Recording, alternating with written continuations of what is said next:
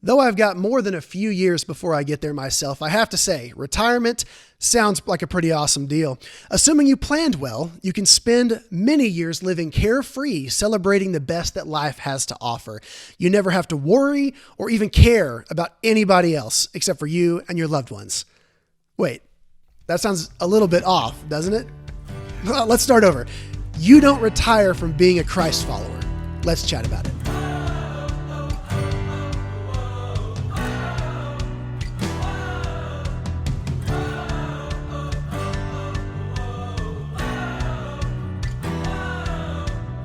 Welcome to Clear Creek Chat.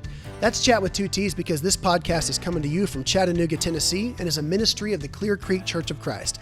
In each episode, we gather together a friend or two to talk about issues that touch our lives locally and also have broader implications for the kingdom of God. My name is Mitchell Halstead, and today I'm joined by my friend, Gary Carson. Cheers. Yeah, cheers to you as well, sir. All right, Gary, once upon a time, I know that you worked for a little company called General Motors. Once upon a time. And I know that you've traveled the world and helped to lead teams at production facilities in cool places like Spain. But I got to ask, a guy whose career has been spent in the automotive industry, what is your dream car? Well, Mitch, that's an interesting question. It depends on what phase of life I was in. Oh, just fill me in. Early on in my life and my career, Pontiac was the car because It was known for being the fastest, most powerful vehicles in the country, the Grand Am and the GTO. Sure. Later on in life, when I started traveling to Europe from time to time in my job, rental cars were always BMWs or Mercedes-Benz. And I got intrigued by the BMWs because their tagline is the ultimate driving machine. Ultimate driving machine, that's right. So when I left GM, I bought me a BMW. And sure enough, it was the ultimate driving machine. But now in my post-career time, I look at cars as a means to get me from point A to point B safely and comfortably. And so now I look for the best value in a vehicle. Okay. And it's a whole range of them that are now my favorite cars, depending on the day. So you don't have, well, I guess the Pontiac, Grand Am, GTO, that would be your kind of classic muscle car favorite from back in the day. But you're a practical man, it sounds like. You're looking for a good quality car that gets you where you need to go. Yeah. Exactly. All right. Awesome. I wasn't sure if you're going to drop like a classic Corvette in the mix or something. Well, it's one of those things. The ultimate objective is transportation. That's true. But the means in which you do it changes, just like our faith walk. Yeah, there you go. The objective is the same, but the means in which we go about doing it changes. So once upon a time, your goal may have been to get where you need to go as fast and as cool as possible. Exactly. But you grow and mature from those things. Yeah, a macho car. A macho car. I'm kind of still in that phase. I want a macho truck. All right. So Gary, you've been one of our shepherding elders at Clear Creek for how many years now? Around 15. On 15, okay. So being an elder at our church is obviously a pretty significant, important leadership position within our family because you are one of the men who is part of the team that helps to set the vision and the mission that we hope will inspire the rest of our congregation to take the call of Jesus seriously. However, today's podcast is not about what you do in your official capacity as part of our church's leadership team. It's actually about your personal efforts to take the name of Jesus Christ outside the church walls and into the wider world. Now, one thing that we often talk about in our staff meetings is the idea that all of us, even those of us that lead within the church, need to be disciple makers first.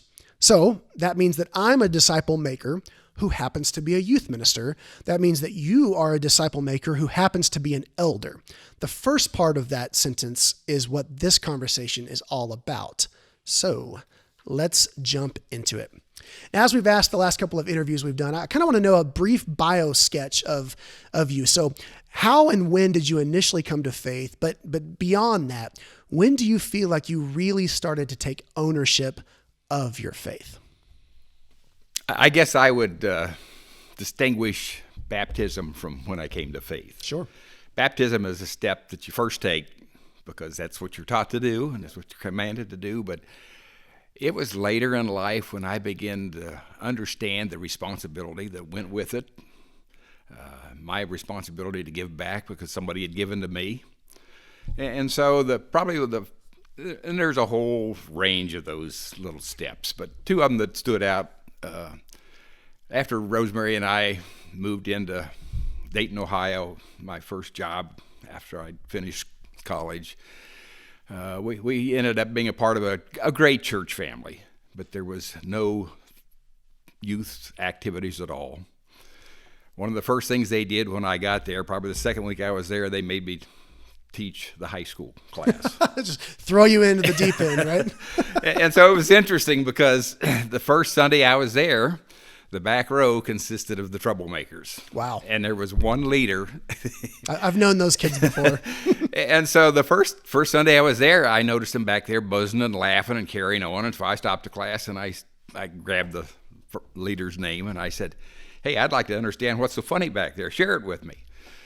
And so he kind of dropped his head and he looked back and he said, "Well, we're taking a bet on how long you last as a teacher." Wow. And I said, "Well, why is that?" And he said, "We haven't had a teacher last for one quarter for years." Well, that was a mistake because I took it as a challenge. That's there was right. no way Challenge accepted. I was going to leave early. But it was one of those things that young man ended up being the leader of the youth group, not the troublemaker. And when he went off to, I don't know whether it was Vietnam or the Korean War, and ended up in the war zone, a couple months after he was over there, I got a letter from him with some cash in it. And he said, "Gary," he said, "I just want you to know how much you and Rosemary has had an impact on my life." And he said, "I want you to take this money and use it on the kids Wow. at church." And so it was just, it's amazing how just befriending people and sharing what's important in life impacts people later on in life.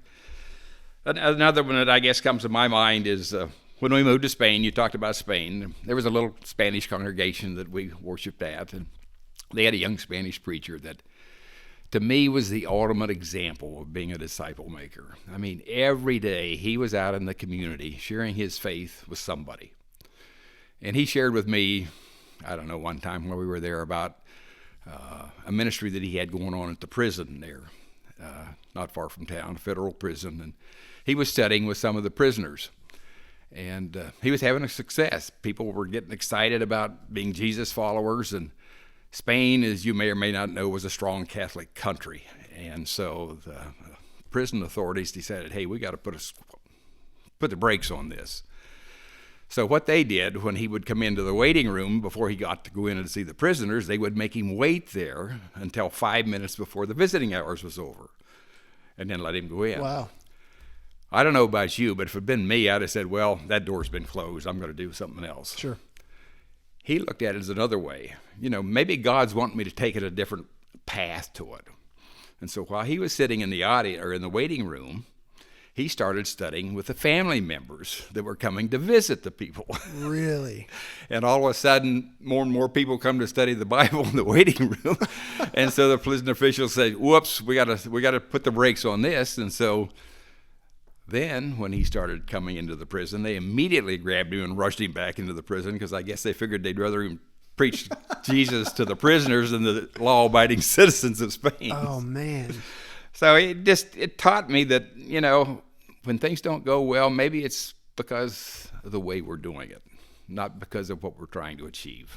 I guess another lesson is any moment can be an opportunity if you just think creatively.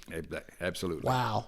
Hey, that is actually a pretty good segue into our next question here. So one thing that our church believes, and you know this because you helped to set this for us, is the idea that every Christian is called to spread the good news of Jesus Christ and be a missionary wherever they find themselves. So no matter who you are, what you do for a living, or whom you encounter on a daily basis, you can make disciples. Speaking of which, in what ways have you applied this idea of being an everyday missionary to your own life in the past, but especially even now? Well, let's start out with the past. One thing I know it's not. It's cold door knocking and showing Jewel Miller's film strips. Jewel Miller. That goes back a way, and you've probably got to be closer to my age to understand that. But what I have found that's the most effective way is the Jesus model. Jesus started out by attending to the physical needs of the people that he interfaced with. And then they found out, hey, this guy cares about me. And that's when they would listen. When somebody knocks on my door to try to sell me something, I don't listen to them unless Sure. there's some reason for me to want to do it. And so that's what we've tried to do here at Clear Creek. We've been trying to get out into the community so we can interface with people that don't know Jesus and show them we can care. And to me, that's the Jesus model. Yeah. It reminds me of that phrase that many people have used over time, but they don't care what you know, in this case, about Christ until they know that you care about them. Exactly. So I appreciate you bringing that in. All right. So let's talk about intentional choices that you have made, or that you're trying to make right now to put yourself into a position to have spiritual influence on communities that are outside of this church building.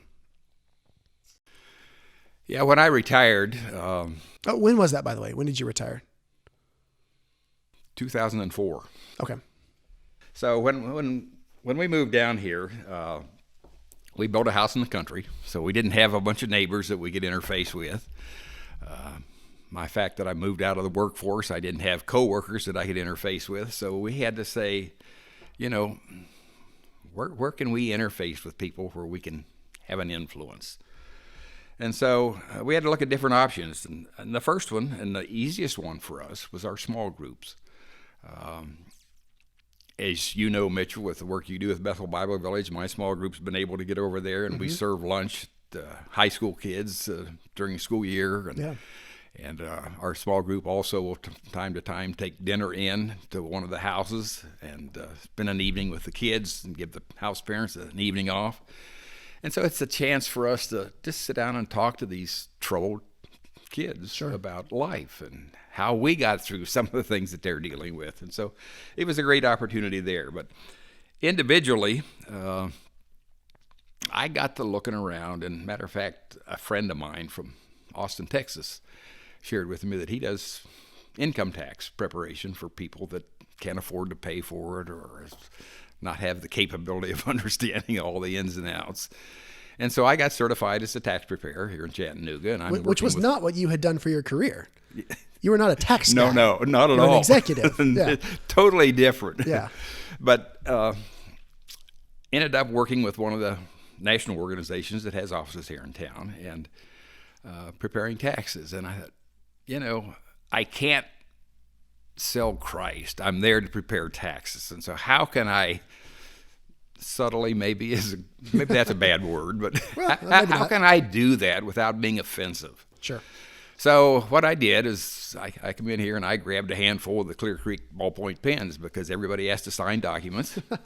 Plus, while they're sitting there while I'm filling out the paperwork for them, they're, what I can do, so they pick up the Clear Creek pen. And so if they show some interest in it, I said, do you have a church family? Or if they say, you go to Clear Creek or whatever. And so that opens up the opportunity for me to share what Jesus means to me.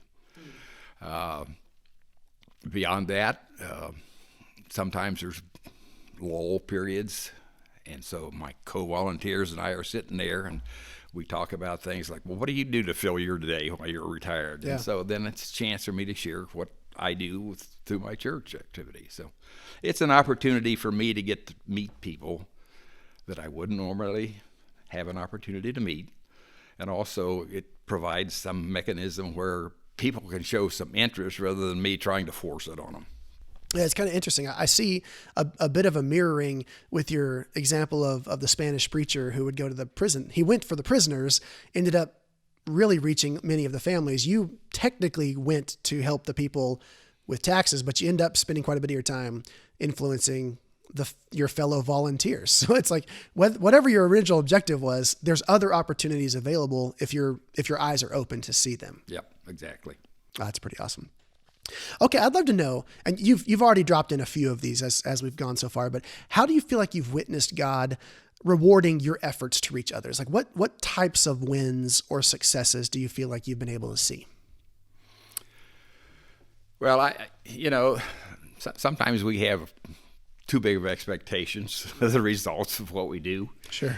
And so sometimes you have to look at the smallest things. If you've got somebody that all of a sudden has shown some interest in you and wanted to ask questions about what's going on at your church or how do you handle this situation, or just the fact that you come up and do something for somebody and they give you a smile and a thank you, saying, okay, now people see me as someone that cares. And so they're going to be willing to listen to me, maybe a little more so than if I forced it on them. The Belmont teens, I think I gave you an example about the ringleader there. So I love that he reached one. back out to you years later. That's awesome. There was another one, though, that when I had retired from my professional life, I ended up spending some time working at Rochester University. I was on the board of trustees and spent some time there working there. And the coach of the basketball team there was just a great guy that was a great example of disciple making. And he reached out to a lot of kids that were inner city kids that come from broken homes to bring into the basketball team. And I just noticed that those kids always sit over in one corner of the chapel for the chapel services every day. And so I made it a point of going over and sitting with them when I was there. And there was one young man that just seemed to be very open to listening and talking and sharing what he struggled with in life. Matter of fact, some of you know Josh Graves. Josh Graves was on that basketball team, and he's instrumental in baptizing this young man. But it was one of those relationships that I continued where we'd go and have a Coke or something during the breaks during the day. And I come to find out that his eligibility for basketball expired before he graduated from college. And it was about the time we were getting ready to move down here to Chattanooga. So I took him out to lunch, and I just tried to impress on him the importance of finishing his degree and taking advantage of what he could do to share his journey with people that had the same background or experience that he had. Mm-hmm. So he assured me he would. And so I went on my way, come down here to Chattanooga, and I kept going back from time to time for board meetings. And one board meeting when I went up there, the president and secretary said, "Joe wants to see you if you got time." And so I did, and we got together, and he just proudly told me that I've gotten my degree. He said, "I've got a job working in the city of Pontiac in the social work section where I'm able to share my faith and my journey with kids that have no hope." That's awesome. And so it just great. And I think one of the things that I've learned through this process is 1 Corinthians 3, where Paul says, "I planted, Apollos watered, but it's God that makes it grow." And so my objective of success is making sure I've planted the seed, or I've watered some seed that's already been planted. Yeah. And I'm so grateful for you that you've gotten to see how some of the growth has occurred. And obviously it wasn't entirely because of you, but you played a part. And when you get to come back, maybe years later and see the evidence of how God has been transforming somebody, and to know I at least had some conversations in that, and that you are gifted with that. You're blessed by that in kind of a neat way. It's pretty awesome. I know it's not always easy, right? And surely you've had to overcome some obstacles and have had to struggle through. So what would you kind of say is your primary obstacle you've had to overcome? In one word, it's fear. Fear. It's not always easy, and you don't like to be rejected by someone. You don't like to be criticized by someone, and so the other part of that is that you failed because you didn't do it effectively. So you just have to constantly be reminding yourself. You constantly have to be asking God to walk with you when you're trying to do that. You also have to understand that if somebody says no, that's not a rejection of you, but that's a rejection of Christ. Yeah, that's a hard one to wrap your mind around, though, isn't it? It is. We are human, and it's so easy for us to be swayed by our emotions. All right, we've had some fun with this question in the last couple of interviews. And we talked about mid-20s, right? So in your case, if you could go back and revisit Gary from mid-20s, post-college, beginning of your career, what would you say to your younger self? I guess what I would say is to find you an example and a mentor. The Juan Blancas guy in Spain ended up being a huge example to me. Sure. When I got back stateside, I found somebody that I trusted and respected, and so it was someone that I could go to when I was frustrated or didn't know what to do, and he was there to encourage me or to say, get back up and go again. One of the phrases in the athletic world is, it's not how many times you get knocked down, it's how many times you get back up. Yeah. And that's what a mentor can do. Find a mentor. I think that's so valuable. All right. So kind of wrapping up our thought here. So many people are listening, and some of them, as we've said before, might feel like reaching out and making disciples for Jesus is something that is someone else's job, or it's the elder's job. It's not my job. And some of them otherwise might feel like they're just not equipped to do it. They haven't had enough experience in life. They don't know their Bible well enough yet. They haven't been trained.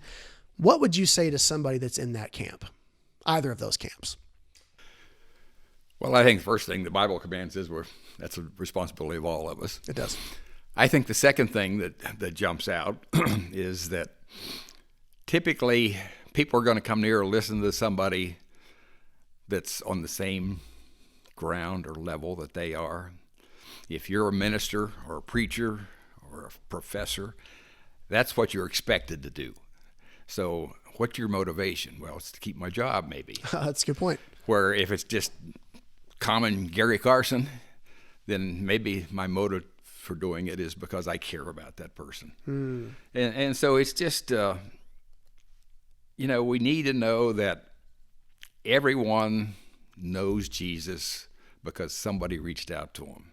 You and I are where we are today because somebody cared for us enough to share.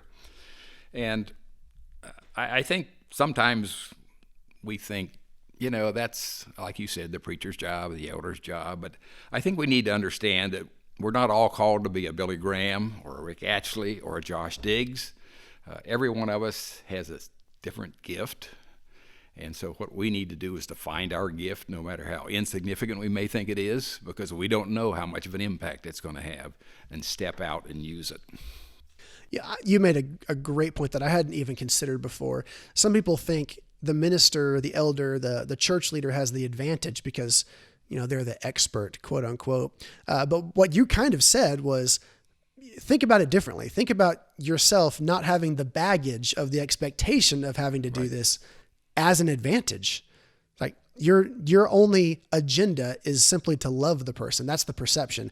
That's an interesting point. And I think that's so valuable for everyone listening to get, is that you may not realize that you have an advantage and it's that you get to just go love people and they don't have to assume that you're trying to get paid for it. That's pretty cool.